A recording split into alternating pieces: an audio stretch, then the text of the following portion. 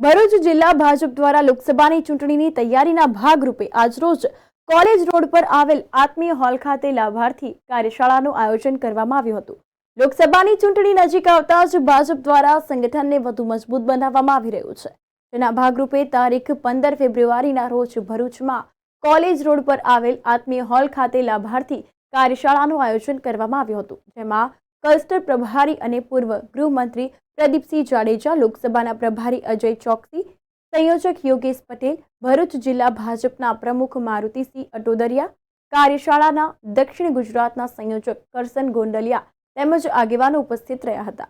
આ કાર્યશાળામાં સરકારની વિવિધ યોજનાઓ અંગેની માહિતી લાભાર્થીઓ સુધી કેવી રીતે પહોંચાડવી અને લોકોને સરકારની વિવિધ યોજનાઓનો લાભ કેવી રીતે આપવો તે અંગેની માહિતી આગેવાનો દ્વારા આપવામાં આવી હતી। આ પ્રસંગે લોકસભાના ક્લસ્ટર પ્રભારી અને પૂર્વ ગૃહમંત્રી પ્રદીપસિંહ જાડેજાએ ભાજપને કાર્યપદ્ધતિ અંગે માહિતી આપી હતી અને ભારતીય જનતા પાર્ટી દ્વારા લોક સુખાકારીના કામો કરાવવામાં આવે છે તે સહિતની માહિતી ઉપસ્થિત આગેવાનો તેમજ કાર્યકરોને આપી હતી।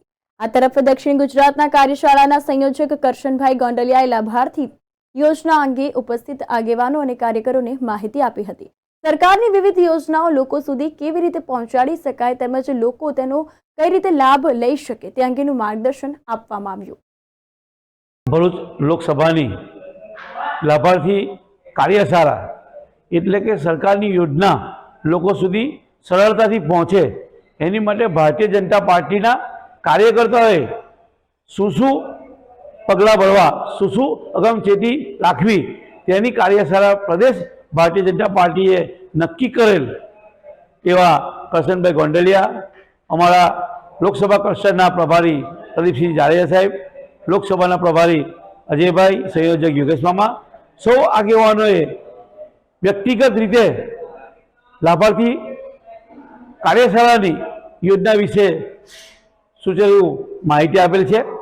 ભારતીય જનતા પાર્ટી ફક્ત મત લેવા માટે જ નહીં પણ લોકોને વાસ્તવમાં જે પણ જરૂરિયાતો ઊભી થાય એની સામે શું પગલાં ભરવા, જરૂરિયાતો કઈ રીતે પહોંચી વળવું, છેવાડાના માનવી સુધી સરકારની યોજનાનો લાભ મળી રહે તે માટેના વિવિધ પગલાં ભરતી હોય છે।